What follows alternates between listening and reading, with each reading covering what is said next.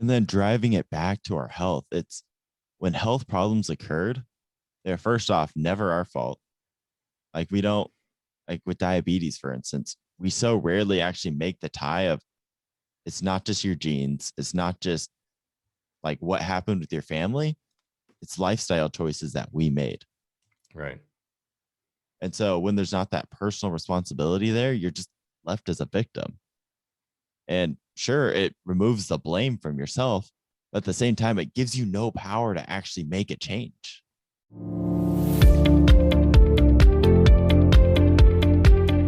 Learn to perform. Practical lessons so that you can immediately learn to optimize your health, happiness, and performance.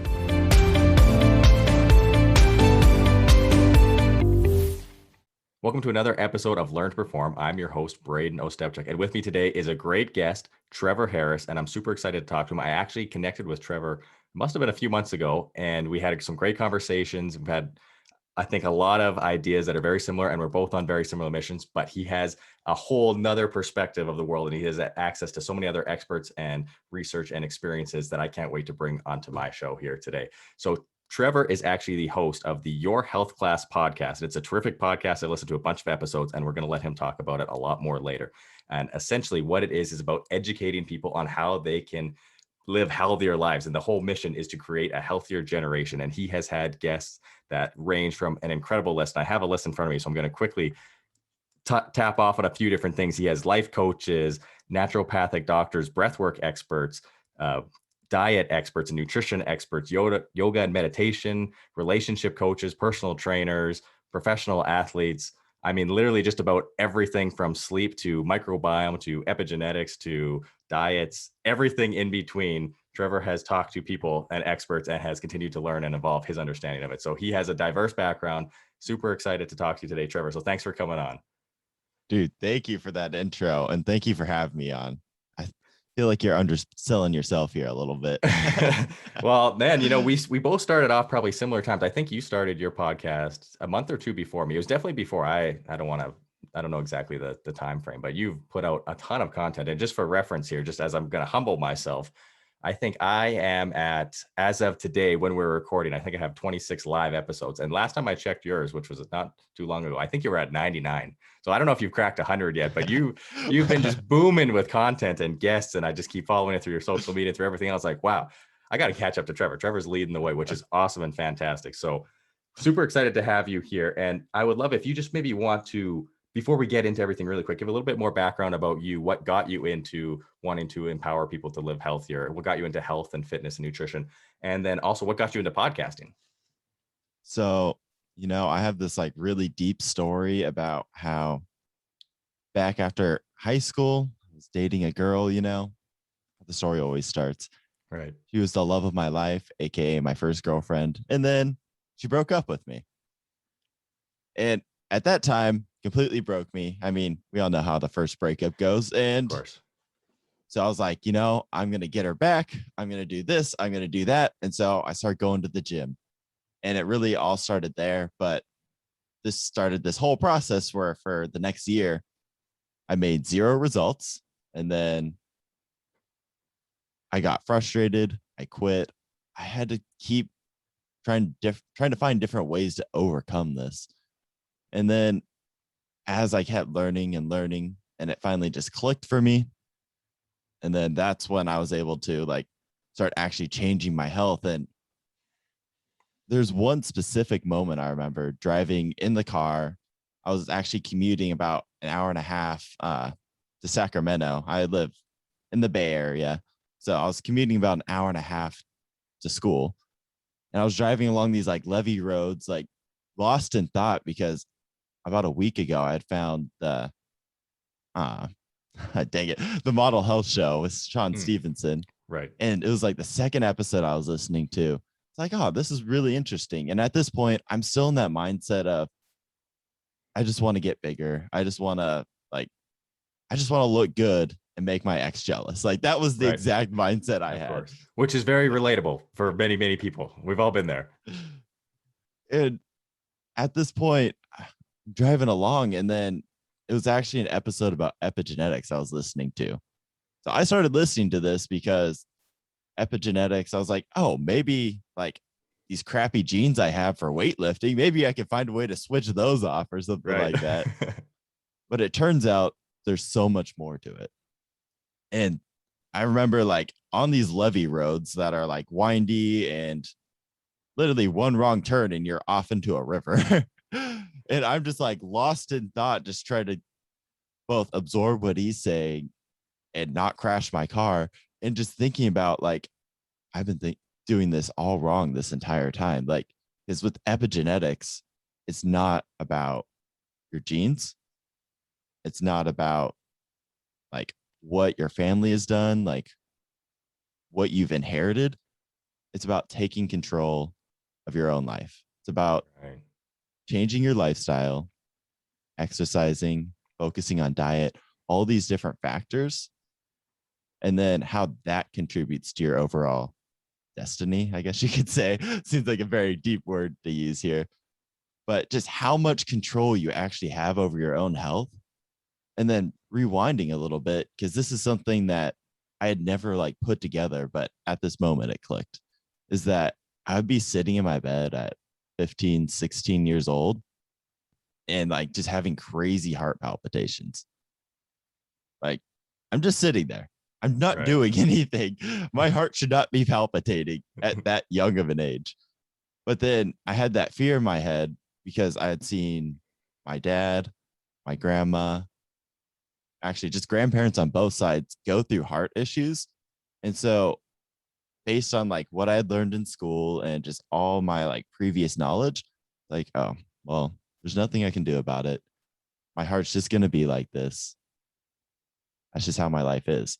But in this moment, fast forwarding back to when I'm like trying to not swerve off the road on these levees, you actually have power in those situations. You're not just a victim of your situation. There's so much more you can do. And that's what like made me fall in love with health. And then ever since then, like I was going to like I was driving off to school. That was like my second to last semester in school because I was like, this is not my purpose. This is not like my passion. Like after that, I went all in on health. And then that's pretty much what's led me here to this point because I started personal training, I started health coaching, and then it ended up of like I had to really slow down and I went through a really reflective period of my life during COVID. And we talked about that when I had you on my show. Right. And we went through a very similar thing where we had a really hard point when COVID started, like a Mhm. hard mental point, and I just completely stopped. Like when COVID hit, I just completely stopped for a couple months. Like, and at that point, I was not in a good mental space, not really showing up in life how I know I should have. And it was through this that I like had to fight and get myself back on track, get myself into the mindset again, and having to rebuild that for a second time, or probably more than that. But then that's when it kind of came to me that I think a podcast is where I need to be. Right. Like that's what changed my life. That's how I think I can impact others' lives.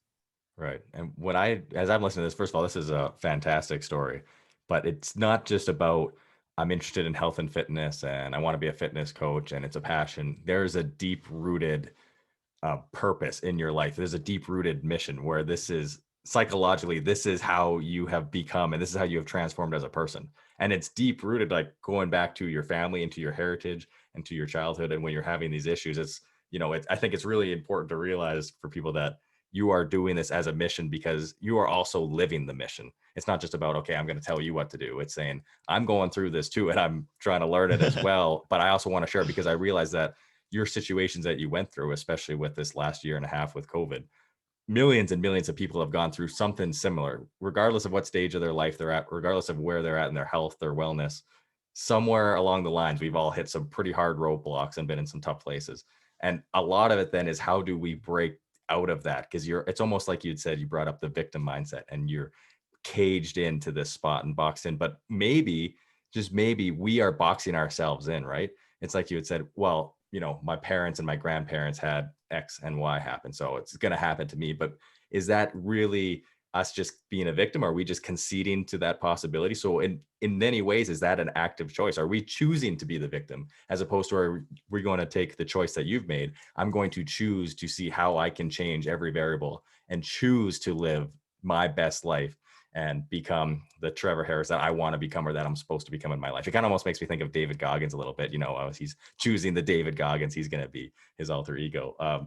So does that sound kind of what it is? Like, a lot of this comes down to taking complete ownership of your life, and you are actively choosing. And the great thing is, as we learn more about science, and Sean Stevenson's a great example. Sean Stevenson, right? I got the name right? Yeah. From that Model Health show. And I know you had him as a guest too, I believe, right? Is that correct? No, not yet. One day. Not though. yet. Okay, one day. Okay, but so he's fantastic, and I love his podcast.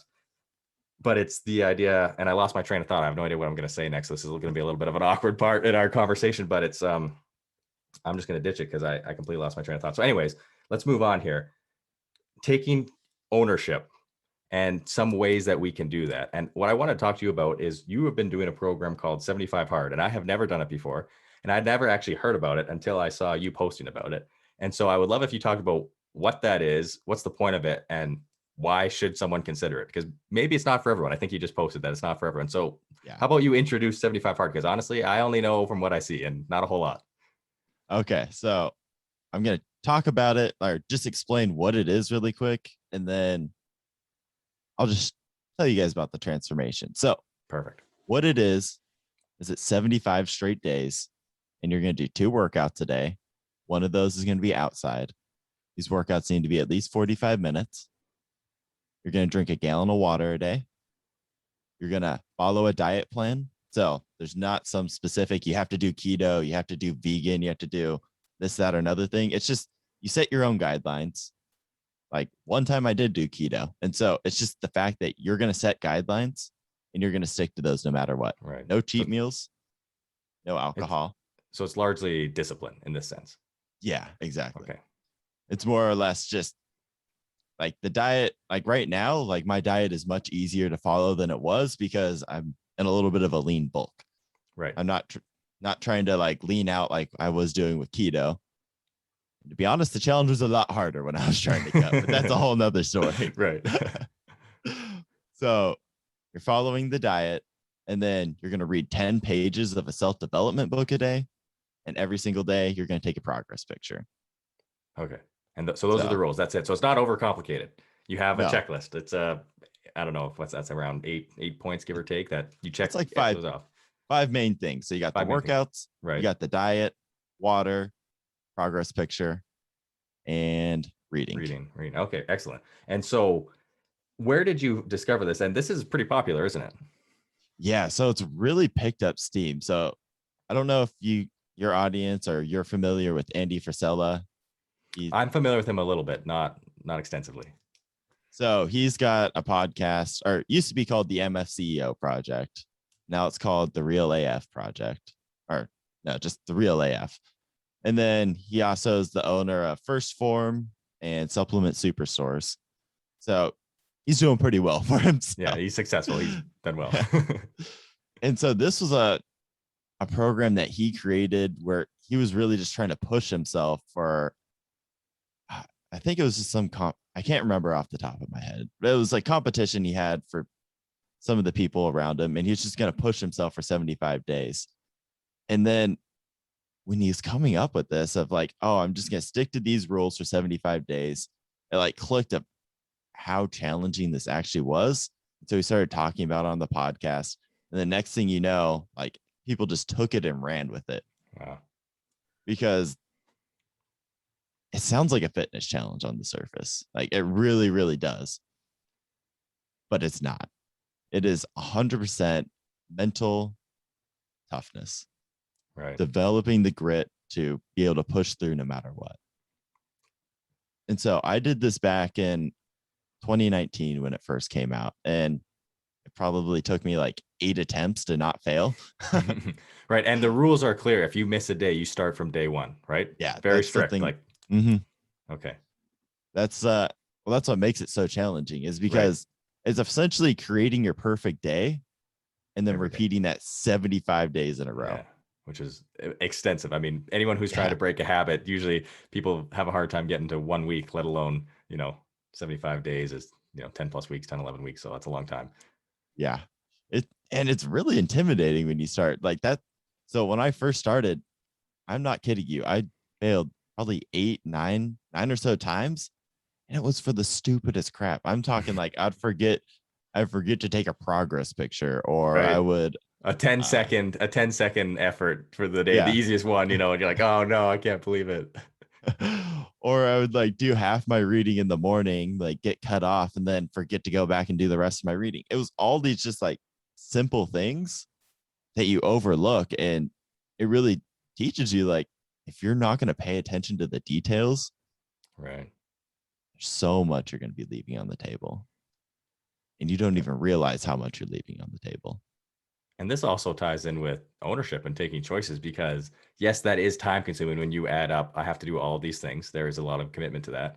But when you think about the fact that you have 24 hours every single day, you can choose how to spend those 24 hours. So let's say you take, a couple hours, let's say it takes 3 hours total to do everything on your 75 hard list. You have a choice to block off a non-negotiable 3 hours spread throughout that period of time. You can, that is a choice in many ways. And I understand there may be extenuating circumstances if someone's traveling or doing some crazy jobs in specific, in which case, well, then maybe 75 hard will just have to restart after. But, this is really about taking ownership for your life, which is something that you've been on a mission to do as well. So it kind of fits in perfectly with your own mission. Exactly. And that's like the wildest thing is you'd think that you start a challenge like this and it's going to consume your entire life and there's nothing else you're going to be able to do. That's true to a point. But at the same time, every time I do this challenge and I'm in the middle of it, it forces you to be so efficient with your time that you actually end up getting so much more done because it's essentially just cutting all the BS out of your life. Yeah. And so going back to what we were talking about a minute ago with the COVID, like when all that hit and we're on lockdown, this is what was the game changer for me. Okay. I spent like 3 or 4 months just feeling bad about myself, going back to that like whole victim mindset, like there's nothing I can do about it. And then one day I like woke up like, you know what? I need to start the 75 hard again. And then that's actually when I got my mom, my sister, my dad to all do it with me. Wow. That's awesome. And that was probably the best 2.5 months of my life, or not the best 2.5, but some of the biggest growth periods of my life. Right. Right. So Because truly, in many ways, a life-changing period. Like you transform from a dark place to thriving in many ways. exactly. Because in this time period, I went from like being depressed, not doing anything with my day, just sitting around waiting for whatever in the world to happen so I could quote unquote get back to normal Right. to, you know what? I can't control these things, but what I can control is I'm going to get up every day. I'm going to do my workouts. I'm going to read. I'm going to work on the podcast. I'm going to do this, that, another thing. And so my situation changed from there's nothing I can do to this is an opportunity to build a podcast. Whereas before I was struggling with time to like, this is something I wanted to do for like a year before this, but I didn't have time. Mm-hmm. And all of a sudden I had all this time, but I wasted a big chunk of it. And that's the thing that I love about this is that it forces you to put things into perspective. Right. Like when you start a challenge like this, it shows you what your priorities are. And like I talked about on my Instagram the other day or yesterday, is I put a post out like 75 hard isn't for everybody. Because if you're going to go into it, like just half go into it, not full send. I'm going to give this my all. I'm going to conquer this no matter what. If you don't have that mindset going into it, there's a good chance that you'll lose more confidence than you'll actually gain. Mm. And this is simply because you're going to fail doing it, especially if it's your first time and you don't have like a good support group. You're going to fail doing it. Right. But if you don't go into it understanding you're going to fail, you're just going to have to overcome that and learn to just conquer that and make the best of it and find creative ways to work around, then you're going to risk losing more confidence in the end than you would have gained. Right. So if to just quickly build off this, then if I am sitting here or anyone else, but let's just use me for example, and I'm considering, should I do the 75 hard or not? Because I feel like I need a little bit more discipline. I feel like I've gotten lazy, especially because I just recently had some vacation. I was all over the place. So I want to get into something where, okay, it's time to get back into it. What should I think about? What should I consider when trying to decide, is 75 hard right for me? So obviously a big one right there off the bat is, am I committed or not? Would be the first question someone could ask. Like, am I serious about, I'm going to give my all, regardless of whether or not I think, oh, it's going to be easy, I'm going to get through 75 days, or you know what, I'm expecting to fail at some point. You have to make sure you have that commitment. But what are some other things that I would want to think about, or anyone else saying, is 75 hard right for me? Is this the right time? Should I go for it or not? What are some things that you've had experience of starting it multiple times and going through it? What do you think could help people if they say, you know what, maybe I should look into this? I would just go off two things, and it's not Keep asking it simple. yourself, are you ready? Or can I do it? Like all this stuff, like you're never going to be ready. I was not ready when I first started. I wasn't even ready when I started it that next time. I was at very bad points in my life. But the thing is you're never going to be ready. And that's what's going to transform you. Right. If you're doing something that's inside your comfort zone, then you're not going to grow from it. Right. So it's And almost that's better that you're not ready for it, because Mhm. that's automatically taking you beyond your comfort zone.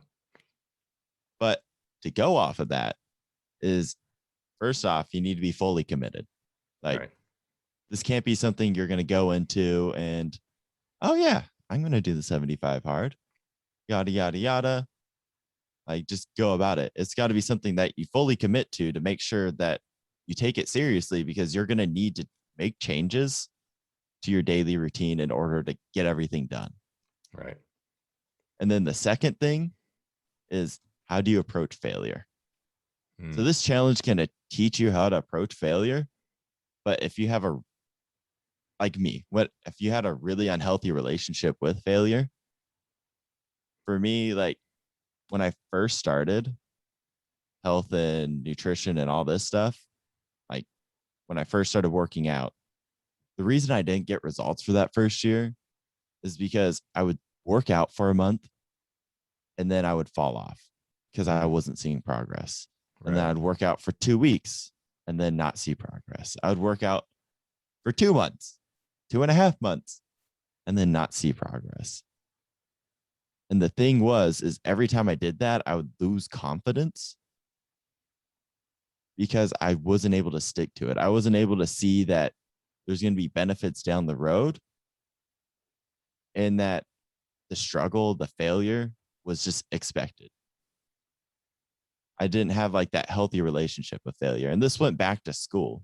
Like in high school, I was the smallest kid on the football team, and I got frustrated with that. Which, I mean, you might see me now and like wonder how I could be the smallest person on the football team, because I'm like 6'2", like no matter my weight or anything, but I'm 6'2". How could you be the smallest person on the football team? But believe it or not, until like junior year of high school, I was 5'5", 5'6", and 115 pounds. Right. Yeah. Late bloomer. I was the same thing. I bloomed real late. And so when things got hard during sports in high school or in classes or anything like that, I would just quit. And so if you have that mentality going into the 75 hard, you're not going to be able to get these benefits because you're going to hit those failures. And if you just quit, there's a good chance you'll just lose more confidence. Right. And so what I recommend people, if you don't have that healthy relationship with failure, like you can see failure as something that's A, inevitable, and B, going to help you grow, then work on that relationship first and conquer some small habits first. This could be just getting on a regular exercise routine, or starting the reading habit, or just start some of these habits that are part of the challenge. Create those and realize there's going to be days that you fail, but if you can start sticking to those, that's going to help develop that relationship in your brain. And then boom, once you go into the 75 hard, you'll actually start getting stuff from it. You'll actually start getting results. Right. And then that's just going to increase your confidence, and you'll see that you can actually do it rather than like jumping in too soon. And then you just get discouraged from it because like, oh, I can't do it. I can't do this. It's just too much. And I can't handle like failing all the time. Right. So what I was hearing in that, especially when you were talking about mindset, I want to talk about this as our next part, is ditching comfort and the importance of it. And also to go along with that is the difference between a growth mindset and a fixed mindset. Because being in that victim, well, I'm not going to get any better, or going back to the very start of our conversation, and well, my parents or my grandparents had this happen, so it's going to happen to me. That's that fixed mindset where you're boxing yourself. And the growth mindset is saying, like you had said, it's inevitable. Failure is inevitable. Good things and bad things will happen. That's fine. But I can grow from everything. Everything is an opportunity to grow, especially when you go beyond that comfort zone. You're in your nice warm bed and you say, you know what, it's 5 a.m. in the morning. It's cold out. It's raining. I'm going to get out of bed and I'm going to go for a run.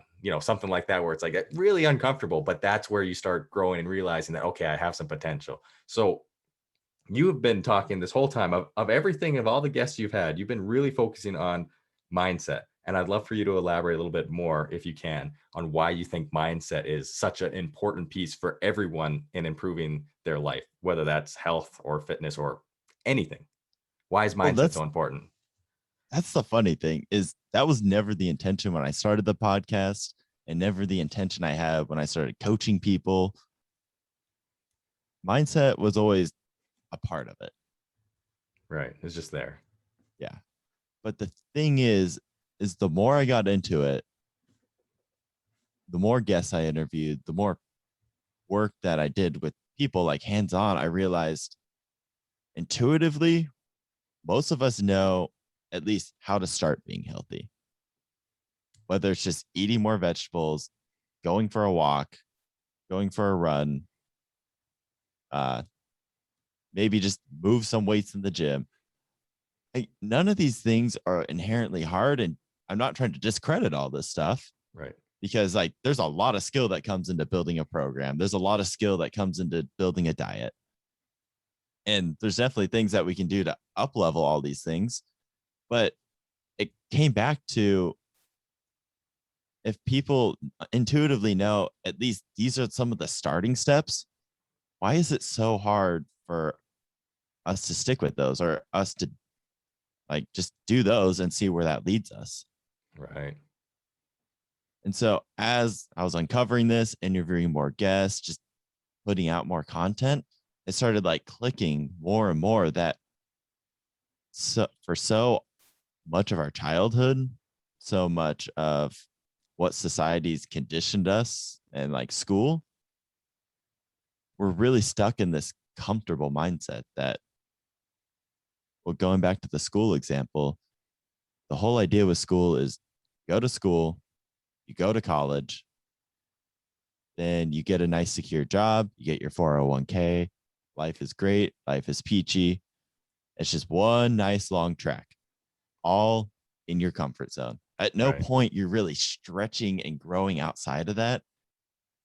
I mean, you'll have your challenges along the way, but how much are you really having to push yourself in that? Right. Are you pushing your limits as a human being? Or are you Yeah, just kind of following, the pre-described course that's already laid out for you? Someone already paved the road. You're just driving it. exactly. And looking at, well, even my plans were to go to college, become an engineer, and work those jobs. I made those plans in the 6th grade. Right.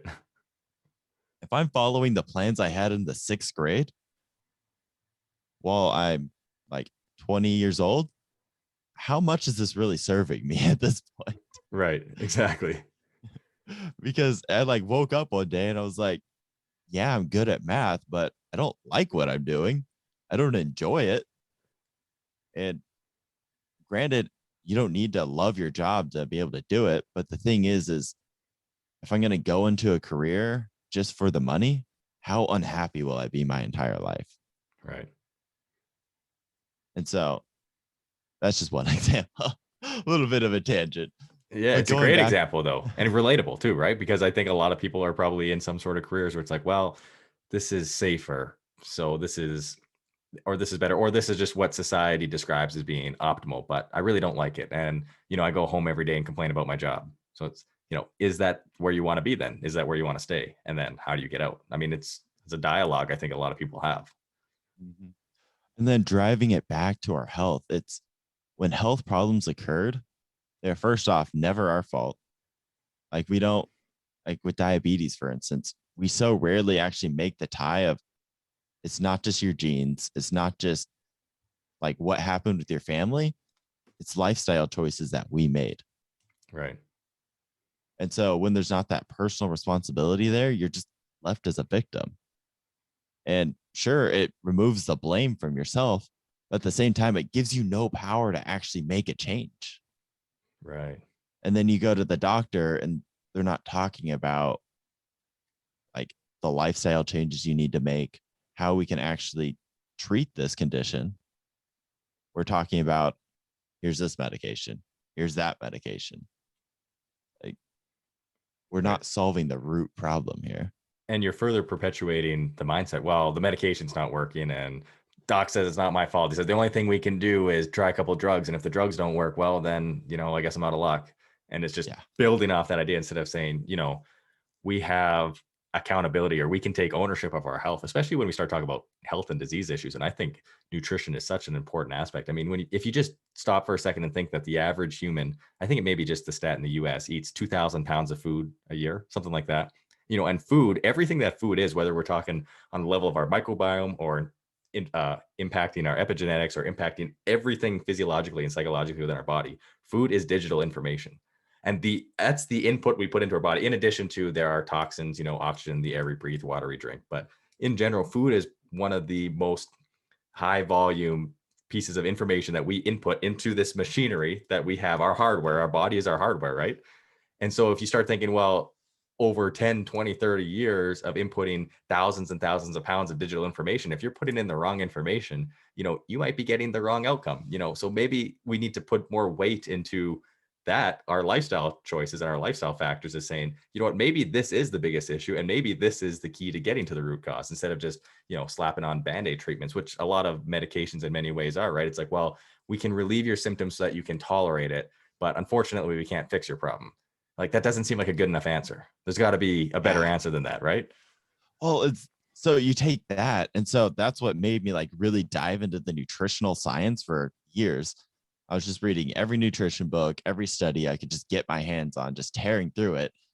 And so I developed this like really vast knowledge of how to deal with these conditions, how to actually help people. But the thing is I was trying to explain that more and more on the podcast. And then I'd find myself coming back to it. Uh, you could have all this information, but if you can't get your mindset in the right place, Right. the information's useless. Right. I mean, I think a great example is you could read a study. You could have a scientific study and say, listen to this information. They just concluded this. These are the best experts in the world. They're saying if you remove processed foods, or if you remove high sugar junk foods, like the worst foods, basically like chemical products that you just put into your body, and you remove that and you replace it with nice whole foods, you can make all these changes. And you can tell someone, they're like, that sounds great, I need that. And then a commercial comes on for like a bag of Doritos or something. You're like, you know what? On second thought, I'll have the Doritos. Those sound a lot more appealing than years and years of discipline and hard work. And that it really, the challenge then isn't necessarily the knowledge. I mean, in some cases, perhaps access to knowledge and information is lacking for some people, which is completely understandable. I mean, it's complicated and it's hard to Mhm. communicate everything, and there's misinformation everywhere and everyone's skeptical. But the biggest roadblock is that mindset. It's once you have that information, how do you do it? I think there was a great quote I was reading the other day that knowledge isn't power. Knowledge with application is, because knowledge alone is one thing, but as soon as you can apply it and use it and leverage it, that's when you really have something. And then that comes back to mindset, which is what you're talking about. Well, that's exactly that, because this is great knowledge to have because for instance with me is I can help people some very specific things, people that have been stuck for a long time that can't just follow the basic nutritional information like cut this, cut that, add this, add that. They need some more help to actually repair their metabolism. Like I Right. can help them with that. But at the end of the day, is really just, even for them or even for anybody, you still got to get your mindset in the right place into that growth space so you can actually start pushing yourself to make those changes. Hmm. And so that's what got me really passionate about just getting out of your comfort zone. Because if you can ditch that comfort zone, like understand that all the growth and all the good stuff in life comes from getting out of your comfort zone and pushing yourself to that next level. It's not just going to be, oh, I want this. So you stay exactly where you're at in your comfort zone. And then it just magically comes to you one day. Right. it, that was the thinking I had for many years, at least. It's like, oh, well, as long as I stay in my comfort zone, one day I'll have this job and it'll be all great. All my problems will be solved. But at the end of the day, no matter what you're doing in life, you're going to have those problems. It's just Yeah. about how you're going to overcome them and Right. what's going on in your life. So you'll have different problems. Yeah, exactly. You can't envision the problems you're going to have in 10, 20 years because who knows? I mean, things are changing fast, and even just the outlook of the world is changing fast. Like, who would have thought 5, 6, 7, 8, 9 years ago that, man, 2020, I'm going to be out of a job and I'm not going to be able to go to a restaurant, or, or I'm not going to be able to go to the bar to drink down my sorrows after losing my job. I mean, who would have predicted that? Obviously, not many people would have had that in mind. So you have to, this is really, I like you said, grit earlier was another word. Another word that I think of is resilience. You're building yourself, and through doing a program like the 75 Hard, you're training yourself to be gritty and to be resilient and to be adaptable to whatever life throws at you. So when the next pandemic blindsides you, it doesn't really blindside you. You pivot on the spot and say, you know what, I still have my core habits and my core discipline in place, and I can respond and adapt and grow. And then, there are people that entered this pandemic that were probably in a position like that. And those are the people that found ways to adapt and say, this is a golden opportunity. And you see some people that took the pandemic and started thriving, new businesses and new people that just transformed their life. Probably the minority of people, most people probably got hit and maybe took a step backwards, which is understandable. But now if you can build yourself up, so when the next thing happens, whatever that is, whether it's on a global scale or just in your personal life, that is all of a sudden an opportunity for something even grander. And the next thing, like, who knows what you can become? Like, what is your potential really, right? Exactly. And what's really interesting is you look at like the creator of the program, Andy Frisella. Mm-hmm. His business over the last year has quite literally gotten to the biggest point it's ever been. Mm. Which is insane to think about when you put all the things, take everything into account. And that, to be honest, those first couple months of the pandemic, you wouldn't think anybody's even thinking about their health. And if they have Right. to cut down, like supplements are probably one of the first things that they'd be cutting down. Right. But yet he was able to pivot and find ways to help his business thrive. Right. And that's what the 75 Hard teaches you, is that life's going to throw crap at you. You're going to have crappy days. But if you can learn to pivot and still get things done, that's where your opportunity's at. And that's where your transformation is really going to come from. Your transformation is going to come from those days that you don't want to do anything. Like you quite literally want to sit on the couch all day and watch movies.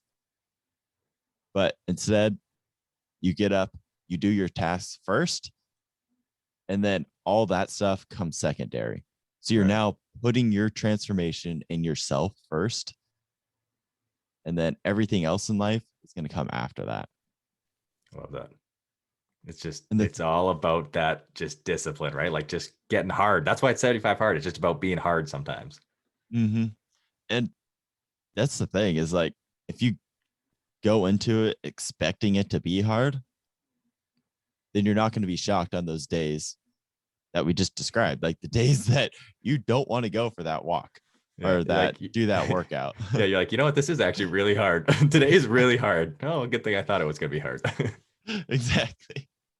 And again, right there is mindset. Because if you have challenges come into your life and you're like, okay, this sucks. This is happening in the world. That's happening. You're just a victim of things are coming at you. But if you're expecting it to be hard, then guess what? Like you're on the attack already. You're moving forward. You're trying to like find ways to pivot and maneuver. And so that way things aren't going to phase you as much. Hmm. And so that's just some of the skills that you kind of learn from the challenge, along with attention to detail, like we were talking about earlier, the little things like the progress picture, Right. or making sure you read the full 10 pages, making sure you work out the full 45 minutes. All these things make a difference and are going to apply to so many more aspects of your life than just fitness. Yeah. And It then, transfers through everything, right? Like, I mean, it really is. Fitness is just like one little piece of it. It's an easy marketing tool. Like, oh, okay, I'm going to get, my 6-pack ready for the summer, but it's not that. It's more than that. exactly, it's just the gateway. Or I've honestly lately been thinking of it as more of a modality to learn all these other skills for life. Mm, It's just one thing I can go in and practice all the hard things in life. And so when hard things hit me in life, I've been practicing for this. I'm ready for it. yeah, let's do it. Like, all right, just another day. It's Tuesday. It's another Tuesday. Let's do it. And then another thing that was really surprising about the podcast, I thought I was going to hate it, is the outdoor workout. Mm, I never thought much about going outside or doing anything like that. I go to the gym and that's my thing. right. So I was stuck in that mindset. But the thing is I don't even do any like really crazy outdoor workouts. I mean, I'll go for a run every once in a while or do some sprints and stuff like that. But 90% of the days, it's just a walk. And the mental health benefits from just getting outside, walking, like that's my form of meditation at this point. Just Mhm. having time alone with my thoughts and just clearing my thoughts. Like Yeah, it's wonderful. that is probably one of the biggest things that switched up my mindset during COVID. It's just more time in nature, more vitamin D. Like we've seen the research come out on that. Like the number one way to protect yourself from COVID is getting that vitamin D.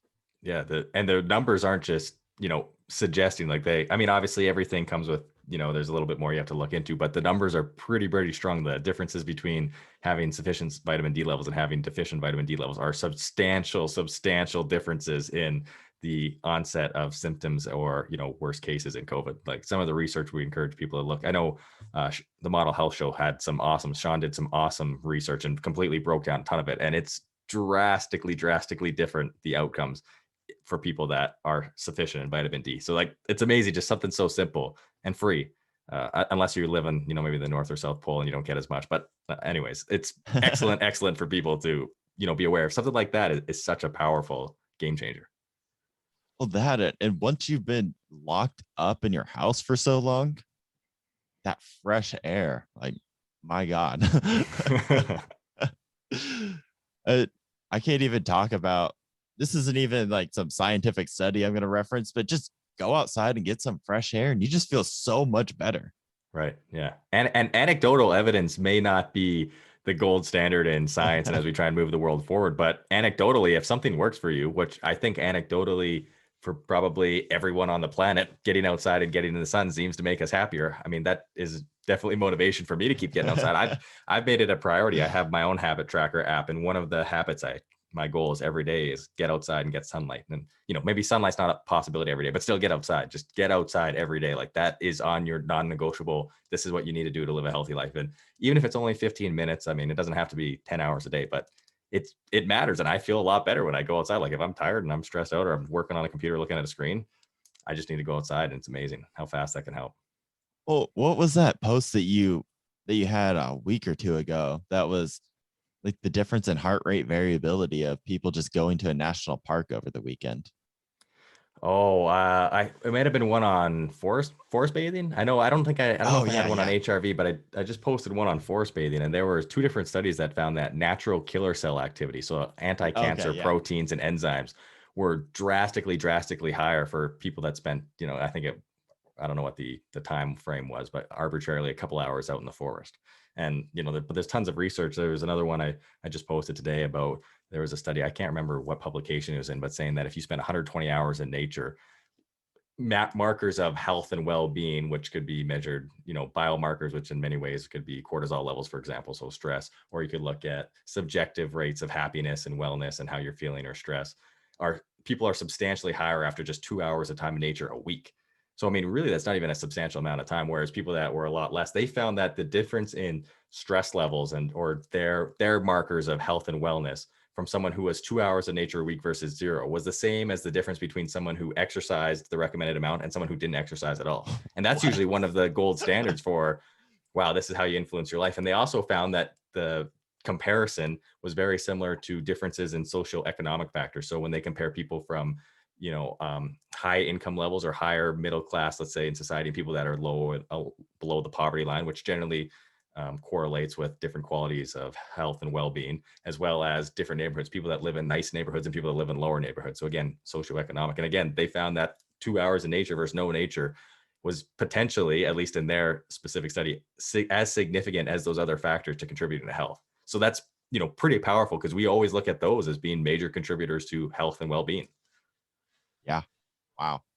So it's So fascinating. we have the anecdotal that we just talked about, but science is also backing this up at this very same time. Yeah, exactly. Which is very reassuring when you're like, you know what, I actually felt really good today because after a few hours in the sun or being outside, and then, you read something in a science paper or a research publication says, hey, maybe getting outside is good. It's like, you know what, 2 for 2. Okay. Good enough for me. I guess I'll go outside again tomorrow. Yeah. Cause when I first started this, I was like, this is going to be the worst part about the challenge. But by the time I was done with the challenge for the first time, it was the best part about it. Right. You look forward to that's your meditation. That's your break. You've worked hard, especially depending on how you line up your day. But if you lined up, let's say your outside workout and you're going for a walk in the evening to unwind, you've worked hard throughout the day. You got up, you did your hard workout, you've done all your water, you've done your work, you've done your podcast. And then it's like, this is my time, I can relax. And I think that this is probably a big contributor that maybe is overlooked in terms of the impact and the suffering that a lot of people have had being in a dark place with COVID, because when a lot of restrictions started, there were a lot of limitations on what people could do outside, inside, places are closed. And so even just by nature, even if let's say, okay, I could still go for a walk and go to the park, by the very nature of having things closed down and less to do, the majority of people were just inside. And then you work from home. So I don't even have to walk out to the car. I don't even have to go outside to walk into the building. Everything is inside. It's just bedroom to living room to kitchen to office to bedroom to living room. And so just by nature, people lost a lot of that time spent in nature. And I mean, I'm sure that is one of the many contributors to why people have had such a difficult time during the pandemic. Yeah. And then you're not changing your environment at all, like you're saying. Right. At least before, I was like, I could go to the gym, I could go get some work done at a coffee shop. So you're getting all these like little changes, but now you're just in one environment. So if you get in a bad headspace and you're not changing your environment, right, it's just going to reinforce every day, because you're just going to experience that same bad environment, those same negative connotations from the previous day. You had a bad day at work, and then you spend your weekend in the same room that you were stressed out and mad before. I mean, that's full of sticky notes and to-do lists and papers everywhere. I mean, maybe that's not ideal. Yeah. I mean, really, this last year's just been one big old experiment that we've all been under. Yeah. And I mean, the good thing is with a lot of people and the work that you're doing with your health classes, we're starting to be able to address and unlock some of these things and say, we've discovered a lot of answers that maybe we wouldn't have before. So if the pandemic didn't happen, maybe, definitely you would be in different places and everyone would be a little bit different, but maybe your podcast still doesn't exist. Maybe your understanding and your approach to 75 harder, to mindset and to how to live an optimized life, but also how to coach and how to help people that you're doing. Maybe that's all still a little bit less progressive than it is now. So, and that comes back then to building up the right mindset and the resilience as you got faced with major adversity. And then how do you adapt to it and then create something out of it, which is awesome, right? Exactly. And I actually did a podcast on this, I think back in season 1. So it's been a long time that I've been thinking about this, but I've noticed that there's been 2 people during the pandemic. There's been the people that that backslid or stayed in that victim mindset. And then there's people that saw this just as an opportunity to do new things. Because at the end of the day, whether this was good or bad for you, life has changed and you've had opportunities to do things differently. Whether, let's say, if you're working from home now, this might mean that, sure, you're stuck at home all the time, but you've cut out your commute. You have more time with your family if you're home with the family. And if you're home all the time, you have more opportunities to work on your own health. Mm. And so you could view these as opportunities, or you could literally take those three things and frame them as negatives. Man, I have Right. more time with my family. Man, I don't have any time to get out of the house. Man, I don't have, what's the point? I can't even go to the gym. So Yeah, I can't go to the gym. I don't have the nice squat racks in my house, so I guess I can't work out now. I guess it's over for me. I don't have dumbbells that go up to 125 pounds.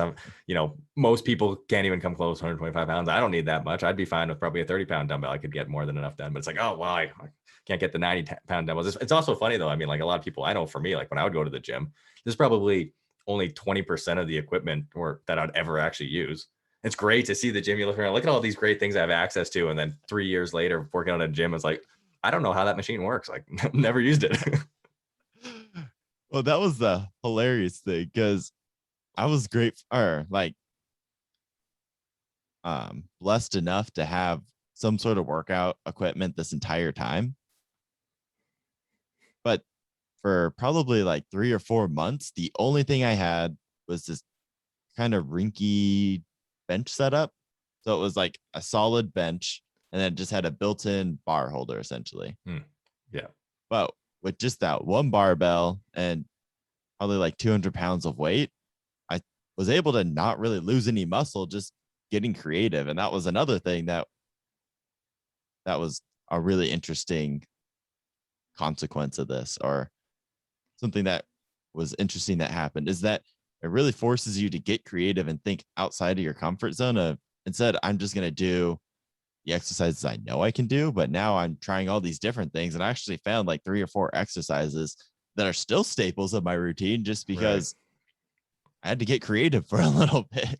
Yeah. Invention or innovation is born out of necessity, right? Something like that, where Exactly. I had to do something to mix it up. And that actually resonates so well with me because I had no equipment. Well, essentially no equipment. We have one in the house. We have one 20-pound dumbbell and a yoga mat and elliptical. And then I have a few resistance bands I bought, which are great because I can get a lot more done with the resistance bands. And so I haven't been back in an actual gym in, it must be like 15 months now. So it's been a long time. And I've basically spent the whole time, okay, how can I adapt? And I know we had talked briefly about tempo training. And that's how I kind of got into tempo training and said, okay, essentially most of what I'm doing is body weight. So what can I learn from calisthenics? What can I learn from different tempo training? What can I learn from plyo, from, how can I induce different neuromuscular and or endocrine responses to my body based on what I have? Is it different sets, different reps? Am I trying different jumps? Am I trying different things? And it's amazing how much my workouts have evolved and changed from stuff before. I'd be like, well, I don't have a gym. I guess I can't work out. Now it's like, well, what workout am I going to do? I can do a million things. What do I want to work on? It's incredible how you adapt and pivot and realize that, wow, there's actually a lot more that's available if you take that mindset approach of saying, this is an opportunity to discover something new, maybe better, maybe not, but something new. Exactly. And that's that growth mindset. Like you put yourself in that mindset, looking for growth, looking for opportunity. And now you'll see all these opportunities coming towards you. And all these opportunities are coming. That's when your health starts changing. That's when the rest of your life starts changing. And so many people are looking for the results. And if you look at the motto for the show, the thing I say every time when I introduce the show, the first thing I say is lose fat. And that's because I know for me, and I know for just about everybody else, you don't get into health for all these altruistic reasons. No. You get in because you have a specific goal to Right. lose fat. You want to look different. But then that's why the next line is ditch your comfort zone, because this is a transformation you'll be going on. And then that ends with changing your generation. I love that. And it really does build off each other. These are all just steps in the journey. As if you don't come into it with that have that reason that I want to change my health for this reason or that reason, chances are, why are you going to touch health anyways? Right.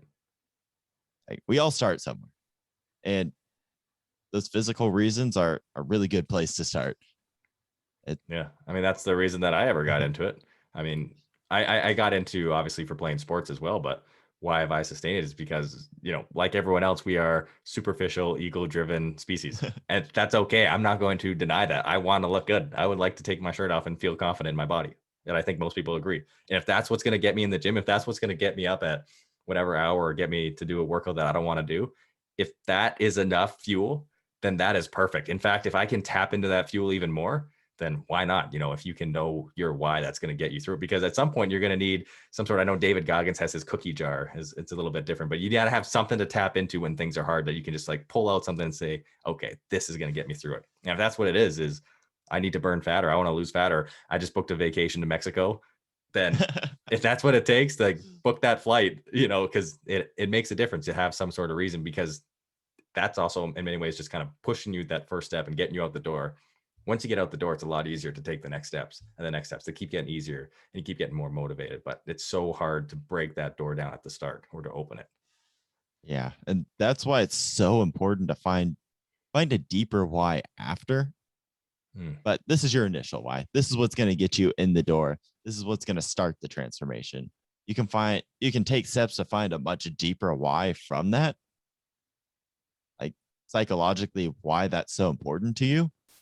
And that's going to push you through more than that superficial why, because let's face it, you'll hit points along your journey where I know I should get up and go to the gym, but I'm not really seeing that many results anyways. So what if I just skip a day? Right. It's not going to change how I look. So if you have like a much deeper psychological, feel it in your like soul every time you say it, Right. why? Now that's going to get you up. That's going to get you moving. Right. And so you can find that. But getting in the door with your first why, like looking good, losing fat, and then understanding that to actually have this transformation, you're going to need to get out of your comfort zone. And if we want to change our generation, it comes from us all getting out of our comfort zone, and then stop being so divided. Right. Yeah. So many things. And when we get out of our comfort zone, that makes it a lot easier for us to help inspire other people to get out of their comfort zone, which is, I just want to loop this back now to your health class. And because we're running out of time here. So this is exactly what you're doing, is you have gone through this process yourself, and you're still going through it, as we all are. And now you're able to start sharing and empowering people. So I'd love for people that are interested to listen. You've got a ton of content on just about every topic, way more than even we've discussed today. So where can people find your health class? Obviously, it's a podcast, so I know Apple, Spotify, and probably just about everything else. But where can they find you, get in touch with you, learn more about you, everything about Trevor Harris, your health class that you want to plug in right now?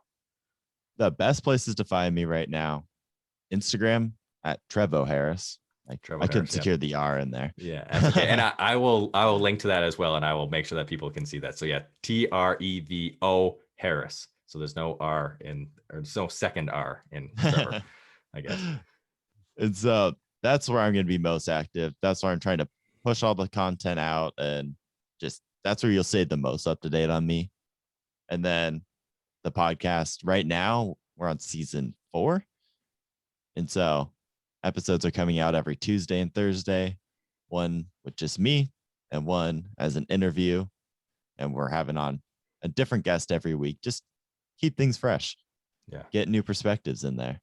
But those are going to be the 2 best places to find me. Don't want to make it too complicated and just throw out a bunch of places. Yeah, no, I feel you. Instagram is fantastic, and you have constantly tons of great information. And it's great too, because while a lot of people love podcasts and love longer form, it's great to have just that short form, quick little snippets, quick little, I got 15, 20 seconds, let's give me just these spark notes quick to kind of, or these even just little motivation reminders, just keep you kind of going. So that's awesome. Exactly. And it's like your transformation is accumulate, like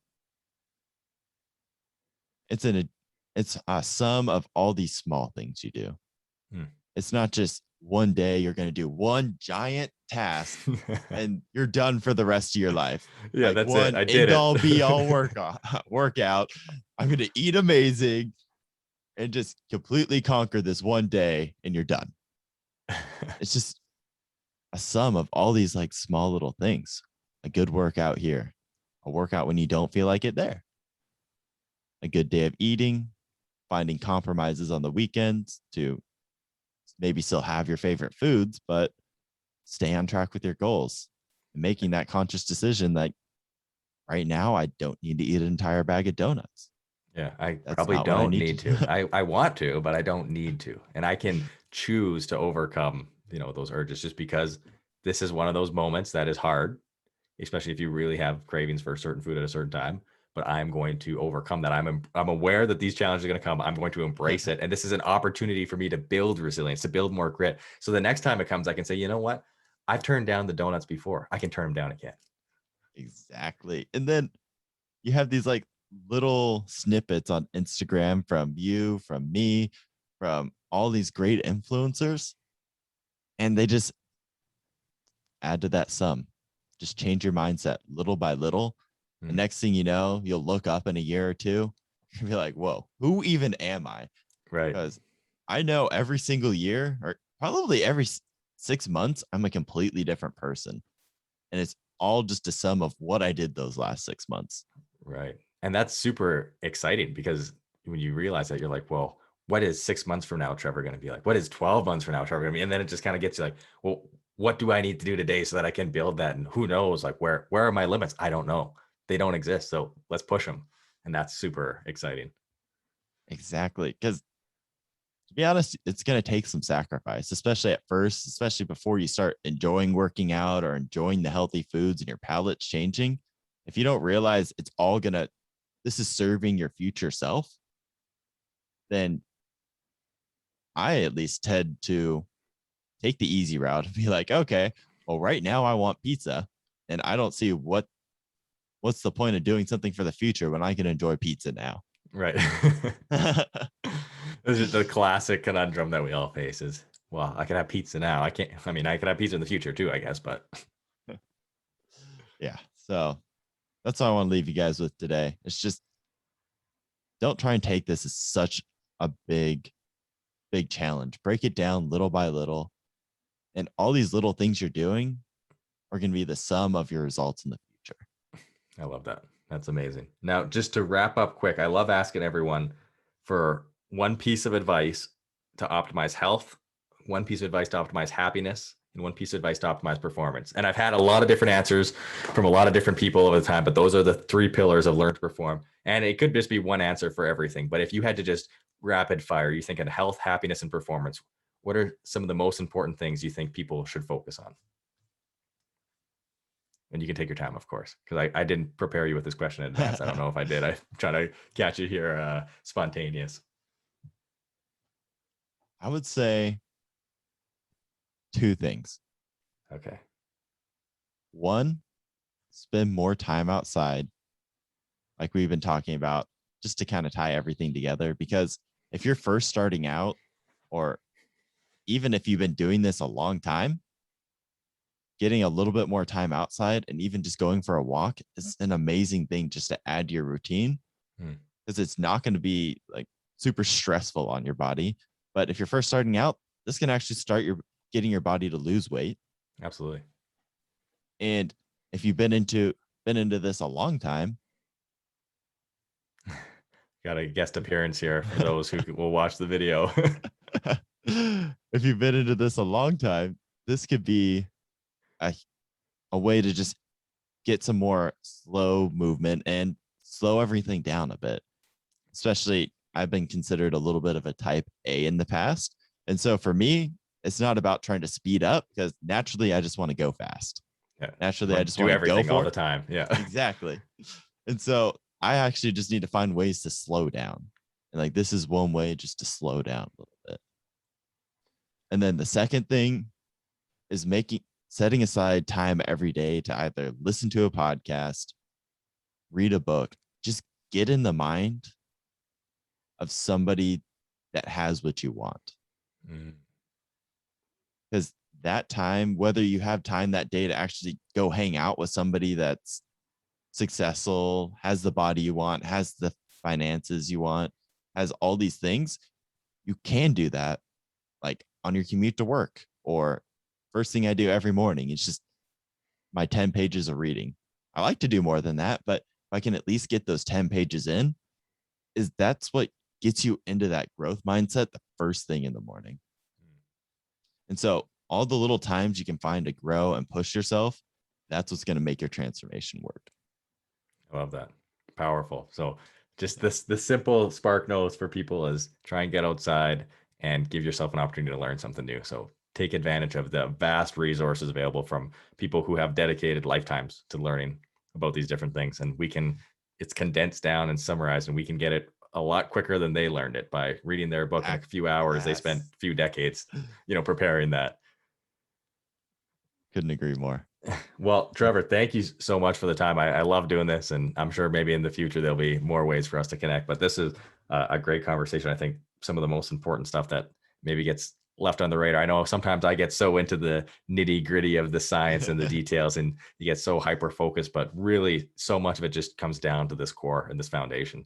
And you have that through mindset that can open the door to everything else. So I appreciate this. And you've got me motivated. You got me thinking about 75 hard, and you got me motivated to go outside. I can see the sun shining right now. So I think I'm going to head straight out there once we hang up. Yes, do it. And thanks for having me on. This is awesome, just getting to talk to you and your audience, and like maybe providing just a little bit of a switch up, because I love all the science content you have. Like that's like the nerdy, geeky, whatever side of me that just wants to dive into that. And then that's what makes like podcasting so awesome, is that we can get all these different perspectives in. Right. Because just listening to me, you'll only get so far. Just listening to you can only get so far. Of course, but we're limited. Exactly. But when we all come together, that's when things actually happen. And that's like why the whole goal of the podcast is to change our generation, because it's really just about us all coming together and not accepting how health is currently going. Right. Exactly. We have an opportunity to rewrite the narrative and the direction that generational health is in the future. And that's what your health class is. That's what Trevor Harris is. So thank you again, Trevor Harris, and we'll reconnect soon. To discover more, this episode with all citations is available on the website, and you can also contact me on social media with any questions or comments. If you found this episode useful or think that it may help someone else, I encourage you to pass it along. Thank you all for joining me on this journey to lifelong health, happiness, and higher performance. And remember, always be grateful, love yourself, and serve others.